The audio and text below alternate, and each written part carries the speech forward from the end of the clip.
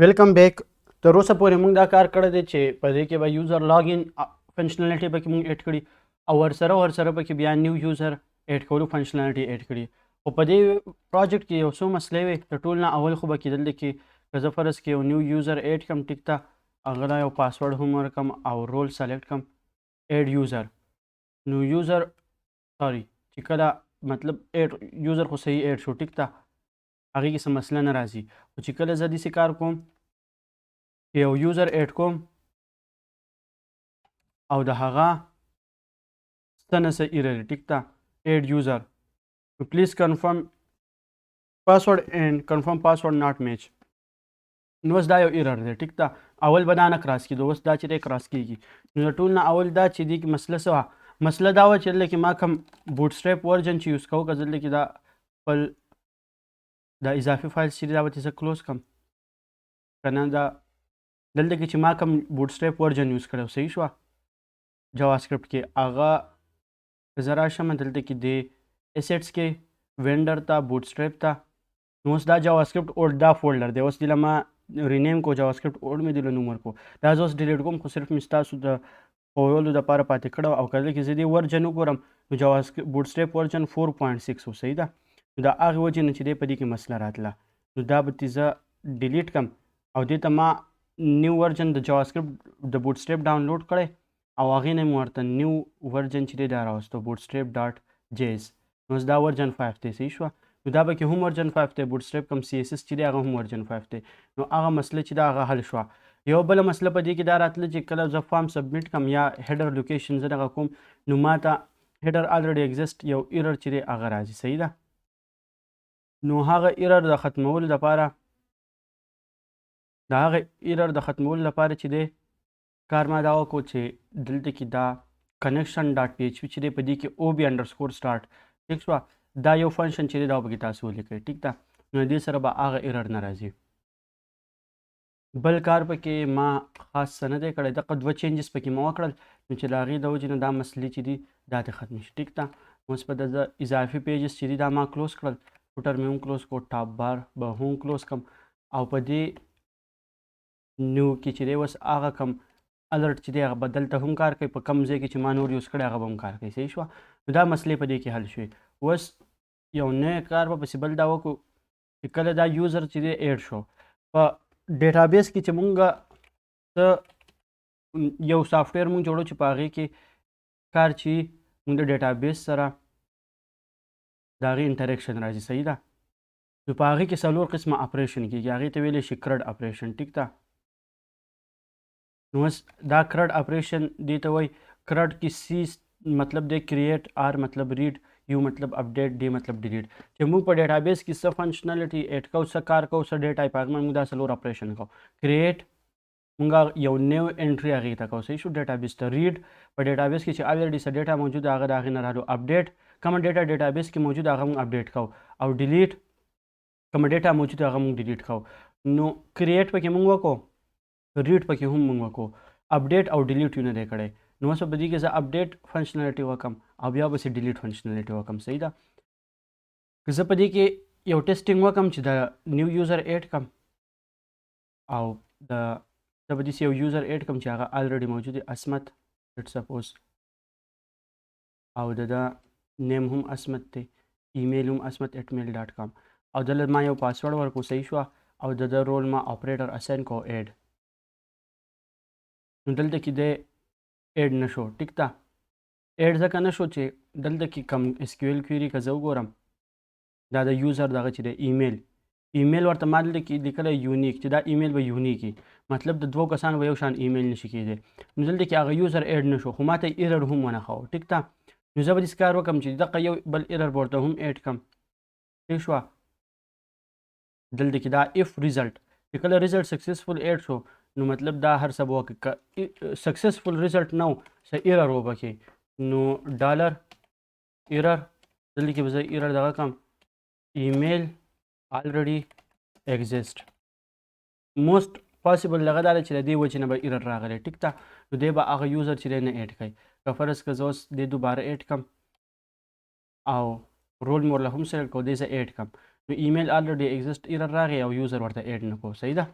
نو دا شو ایرر چې هغه مونږه شو کو او مطلب یوزر ته صحیح پراپر ایرر شو کیږي.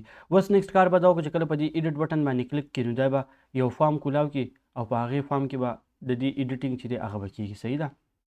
نو اوس به زه داسې کار وکړم چې را به شم یو نوی پیج به جوړ کړم په دې یوزرز فولډر کې. دوه پکې ما الریډي جوړ کړي دي، یو انډیکس دی یو نیو دی، یو به ځم ایډیټ ډاټ پی ایچ پی. صحیح شوه. دا ایډیټ پیج ما جوړ کړو. دا ایډیټ پیج چې دی په دې کې به زه کوډ راواخلم نیو ډاټ پی ایچ پی. دا کوډ به زه کاپي کړم ځکه تقریبا ټول کوډ چې دی زیات په دې سره یو شان وي، ځکه فارم په هغې کې هم دی، فارم به په دې کې هم وي. چې زه کله په دې ایډیټ باندې کلیک کړم نو دی به اوس څه ته راځي، دلته کې به زه راشم هغه انډیکس پیج به زه کولاو کړم یوزرز کې انډیکس ډاټ پی ایچ پی. ټیک شوه. دا پیج دی په یوزرز کې انډیکس ډاټ پی ایچ پی او دلته کې دا ایډیټ بټن چې د دې له به زه یو لینک ورکړم. ایډیټ بټن نه به زه لینک ورکړم /users/edit.php. دی به ایډیټ پیج ته راځي. صحیح ده. چې زه اوس کله په دې کلیک کړم نو دی راغی ایډیټ پیج ته، ایډیټ ډاټ پی ایچ پی ته. صحیح ده. خو په دې ایډیټ کې چې زه کم یوزر ایډیټ کول غواړم د هغې آی ډي چې ده هغه به هم ځان له راوړم په دې یو آر ایل کې. دې یو آر ایل کې به زه آی ډي هم پاس کړم. چې آی ډي زه راوړم کوېسچن مارک او د هغې نه پس څه آی ډي یا یوزر انډرسکور آی ډي از ایکول ټو هر څه ډیټا زه په دې کې راوړی شم اینډ بل ورسره هم څه لیکم. نو په یو آر ایل کې چې مونږ کومه ډیټا راوړو هغه مونږ الریډي ویلي چې هغې ته مونږ څه وایو ګیټ ریکویسټ، چې هغه به یو آر ایل کې ویزیبل وي. نو لکه په ګیټ ریکویسټ کې به زه لیکم چې کوېسچن مارک یوزر انډرسکور آی ډي از ایکول ټو په دې کې به زه د یوزر د آی ډي هم راوړم او پی ایچ پی آی ډي چونکې دلته کې په ویریبل کې پرته ده نو ما د پی ایچ پی ټیک چې دی هغه مې پکې ولګوه ایکول ټو او دلته کې په دې کې زه خپل پی ایچ پی کوډ لیکلی شم. ټیک ده. اوس پی ایچ پی کوډ ما ولګوه نو د یوزر څه دی یوزر انډرسکور آی ډي یوزر انډرسکور آی ډي. صحیح ده. نو اوس که زه بیک شم او دلته کې په دې ایډیټ کلیک کړم نو دا آی ډي 1 ده نو په دې ځای کې 1 آی ډي ده راوړه. ټیک شوه. دغه شانتې که زه دا ایډیټ کړم د آی ډي چې ده 4 ده نو دلته کې 4 آی ډي چې ده هغه شو کړه. ټیک ده. نو زه چې کله په یوزر کلیک کړم او دې پیج ته راشم ایډیټ ډاټ پی ایچ پی ته نو په دې پیج کې به زه لږ ډېر چینجز وکړم. د ټول نه اول چینج خو پکې زه دا وکړم چې د بیک بټن صحیح ده بالکل په خپل ځای. ایډیټ یوزر به زه دلته کې ولیکم ایډیټ یوزر. ټیک شوه.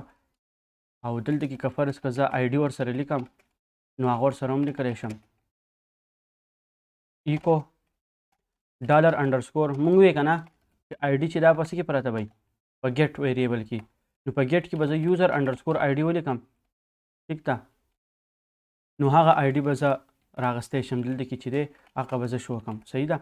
اوس یوزر انډرسکور آی ډي ورته ما ځکه ولیکله چې دلته کې ما ورته کم پاس کړی دی نو دلته کې دې له ما نوم څه ورکړی یوزر انډرسکور آی ډي نو چې دلته کې ما څه نوم دې له ورکړی په هغه نوم باندې زه د ګیټ ویریبل نه دا ډیټا واپس راغستی شم. ټیک شوه. ایډیټ یوزر. ټیک ده. او آی ډي از ایکول ټو دا. ټیک ده. آی ډي به دلته کې شو کېږي که زه دا په سمال ټیک کې بند کړم. ټیک ده. نو دا به لږ کوټې وړوکی شو کېږي ورسره د آی ډي دا ټیکسټ. صحیح. نو آی ډي چې دا هغه ورسره وړوکی شو کېږي آی ډي از ایکول ټو 2. صحیح ده. اوس په دلته کې کله په ایډیټ باندې کلیک کې دې پیج ته راغی. صحیح ده. خو که فرض که دلته کې دا آی ډي چا سپیسیفای کړي نه نو دلته کې بیا انډیفاینډ انډیکس دی.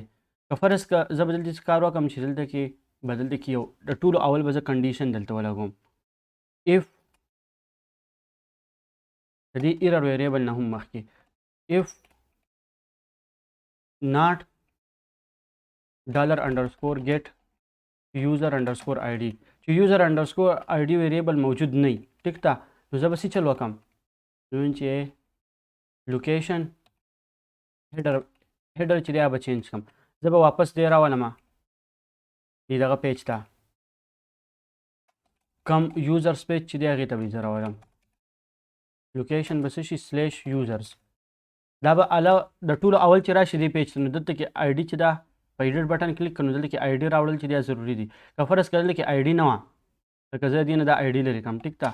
دی ما انټر کو نو دی به هغه پیج ته نه ځي دی به واپس راځي دی خپل یوزر کم یوزرس پیج چې دی به واپس دې ته ریډایرکټ کېږي نو ټول اول خو ما دا کار وکړو صحیح ده بیا ما یو ایرر ویریبل اخیستی ټیک ده اوس دا ایډ یوزر چې دی دا کوډ به زه چینج کوم خو د هغې نه مخکې به زه هېڅ کار وکړم چې را به شم چې کله یوزر نه موجود نه نو دی به دغه شي او ایګزیټ صحیح شوه دی به ایګزیټ شي د دې ځای نه او که فرض که یوزر آی ډي چې ده هغه کله موجود وي نو بیا به چل کېږي بیا به د ټولو اول کار زه دا وکړم چې دا یوزر کم دی د ده آی ډي 4 ده د ده آی ډي به ډیټا به زه راوالم د ډیټابیس نه ټیک ده د هغې لپاره به زه کویري دلته ولیکم ځان له صحیح شوه ایرر به په خپل ځای دلته کې به زه یو کویري ولیکم ډالر query is equal to select star from table کم دی users table دی صحیح شوه users زم چې د یوزر ټیبل نه سلیکټ کا ټوله ډیټا څونه کالمز دي دا ټول کالم سلیکټ کا ویر اوس پر لزل کې ویر کنډیشن ومرکم صحیح شوه ویر کنډیشن زم چې صرف هغه یوزر راواخله چې هلته کې یوزر آی ډي چې ده هغه د څه برابر ده د دې آی ډي برابر ده دلته کې ګیټ کې چې کومه آی ډي دغه کړې ده دا به زه راواخلم دلته کې به ځان په ویریبل کې سټور کړم یوزر انډرسکور آی ډي از ایکول ټو ګیټ یوزر آی ډي ویر دلته کې سیم چې دلته کې یوزر آی ډي کالم به زه وګورم ویر یوزر انډرسکور آی ډي از ایکول ټو ډالر یوزر آی ډي ٹھیک شوه دلته کې ویریبل موږ په کویري کې چې په سنګل سټرنګ کې لیکو صحیح ده نو دا شو کویري اوس به دا کویري زه رن کړم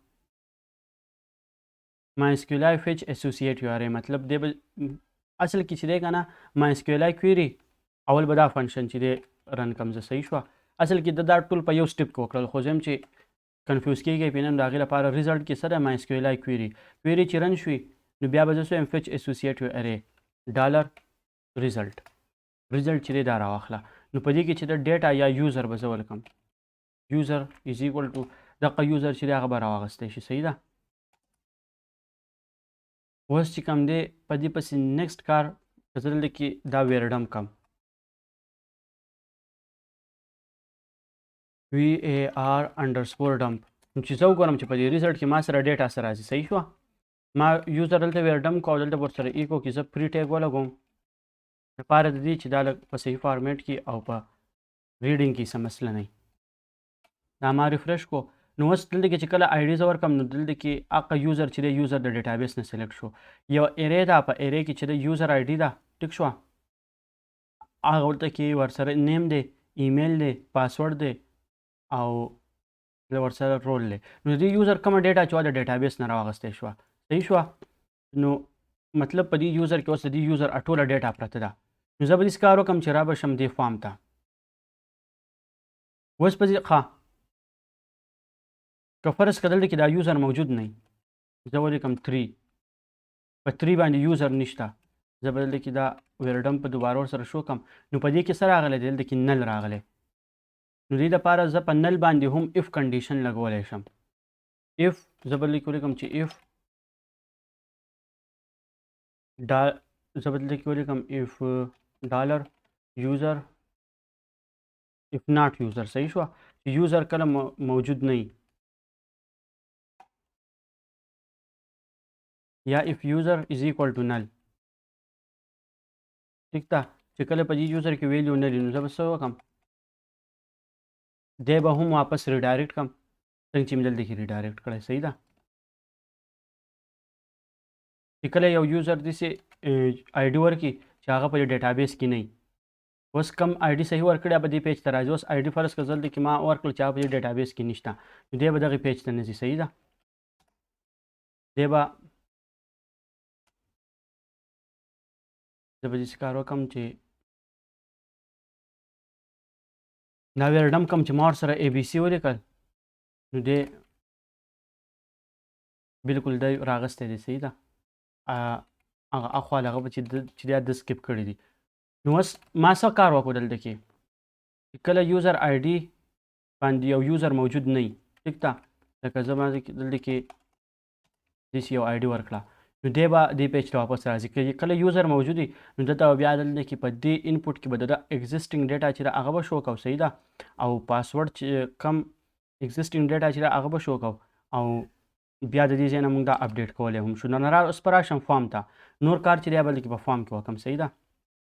چې کله ایرر وي نو ایرر به دلته شو کېږي او بیا دلته کې نیم په دې کې به زه یو دغه بل ایډ کړمه دلته کې ویلیو. صحیح شوه. ویلیو اټریبیوټ دا دی چې زه دې له الریډي څه ویلیو ورکوم لیکلی شم ورته مای نیم فرض که ما په دې ځای کې ولیکو. ټیک شوه نیم له. نو اوس په دې ویلیو کې بای ډیفالټ څه دی حقه مای نیم به راغلی. نو اوس په دې کې زه ویلیو ورکړمه ډالر یوزر د یوزر پس ډیټا کې چې څه دی نیم. ټیک شوه. په دې طریقه باندې به زه دا ډبل کوټ پس زه دلته کې کم. ټیک شوه. دغه شان د کم نیم چې الریډي څه نیم وي هغه به دلته راشي. که زه دا ایډیټ کم نو دلته کې پکار دا دی چې ایډمین راشي خو ایډمین رانغی نه شو کوي. دلته کې ما ایکو کړی نه دی. سوري ایکو. ټیک شوه. نو دلته کې به کم یوزر چې څه ډیټا یې هغه دلته کې راغله. صحیح ده. دغه شان د ده نیم راغی. که زه دا بل ایډیټ کم د ده نوم اسمت دی. ټیک ده. نو د ده هم دلته کې راغی ویلیو بای ډیفالټ د هغه نوم راغی. نو دا به زه کاپي کم او دا ویلیو به زه په دې ټول انپوټس کې چې د ده کومه ډیټا ډیټابیس نه راواغستی شو هغه به زه دلته کې ورکړم. ټیک ده. دا نیم شو. دلته کې به شي ایمیل. دلته کې پاسورډ چې دی پاسورډ ضرورت نشته.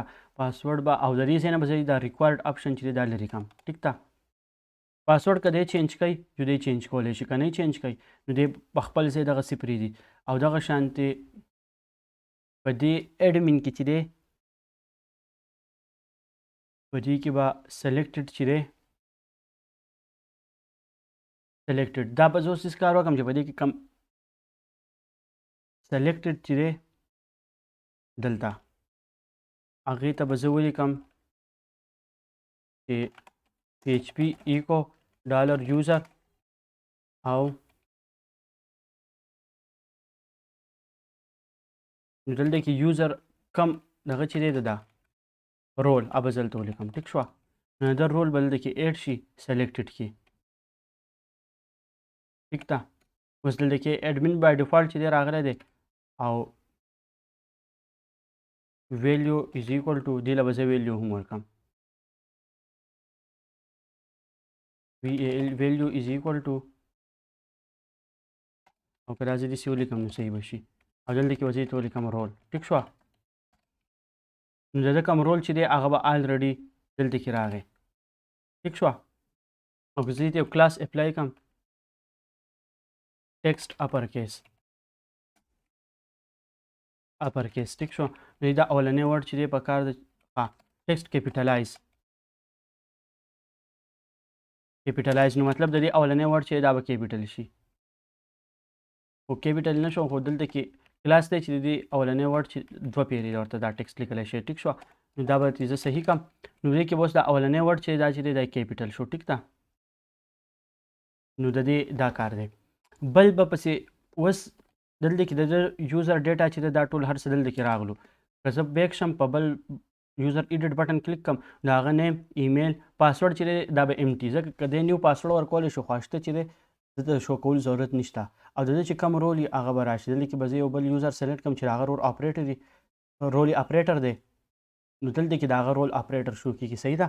نو دا د یوزر کومه ډیټا چې دا هغه راغله. په نیکسټ ویډیو کې موږ دا چل وکړو چې کله د یوزر پاسورډ ایډیټ کول غواړي نو دلته کې ورسره یو میسج شو کړو چې دی پاسورډ ایډیټ کوي. صحیح ده. او بیا به د دې فارم هینډلینګ وکړو چې کله دې سبمیټ کړي نو څه کار به کېږي.